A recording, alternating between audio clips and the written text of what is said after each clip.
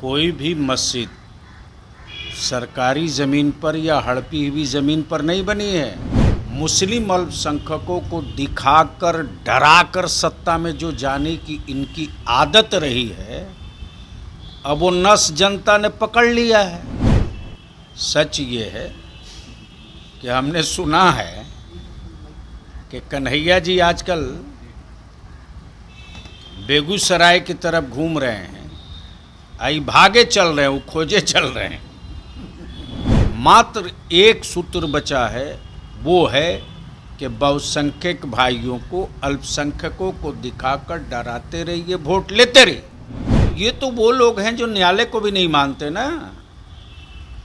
तो जो न्यायालय और संविधान को ना माने उसकी नोटिस वोटिस नहीं लेना चाहिए।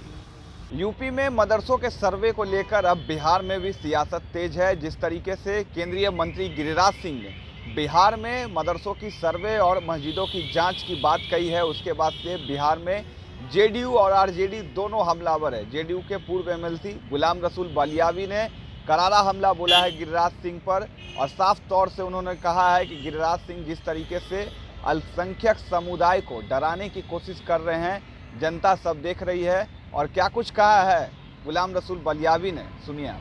तो गिरिराज सिंह ने यूपी में जिस तरीके से मदरसे की जांच हो रही है, सर्वे हो रही है, बिहार में भी अब मस्जिद और मदरसे दोनों की जांच की मांग की है, कैसे देख रहे हैं? मस्जिद का तो मीनारा खुद ही ऊपर से दूर से दिखाई देता है, गिन लें उसको।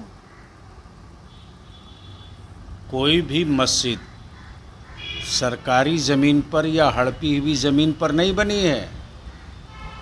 वो बतावे ना कि कितनी जगहें ऐसी हैं जिन जगहों पर जो सरकारी भूमि है, किसी की व्यक्तिगत भूमि है, और उस पर लोगों ने धर्म स्थल बनाया है। यहाँ तो वक्फ बोर्ड में, मदरसा बोर्ड में सब इंदर्ज है। तो कभी रिकॉर्ड पढ़ें, चूँकि ले दे करके बहुसंख्यक समुदाय को धोखा देने की जो सुपारी लिए हुए हैं वो, और बहुसंख्यक भाइयों को मुस्लिम अल्पसंख्यकों को दिखाकर डराकर सत्ता में जो जाने की इनकी आदत रही है, अब वो नस जनता ने पकड़ लिया है। अब ये जहाँ जा रहे हैं वहाँ लड़का सब कह रहा कि का हुआ 2 करोड़ बहाली का, क्यों बिक रहा है रेलवे स्टेशन, क्यों बिक रहा है बीएसएनएल, क्यों बिक रहा है एयरपोर्ट, क्यों बिक रहा है एलआईसी। तो अब तो भागने का कोई रास्ता है नहीं। तो अब युवाओं से ये फेस करने के लायक बचे नहीं हैं लोग।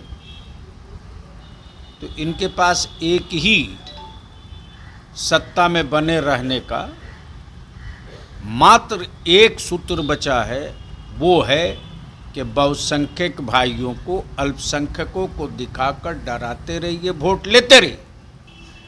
सच ये है कि हमने सुना है कि कन्हैया जी आजकल बेगूसराय की तरफ घूम रहे हैं, आई भागे चल रहे हैं, वो खोजे चल रहे हैं। यूपी में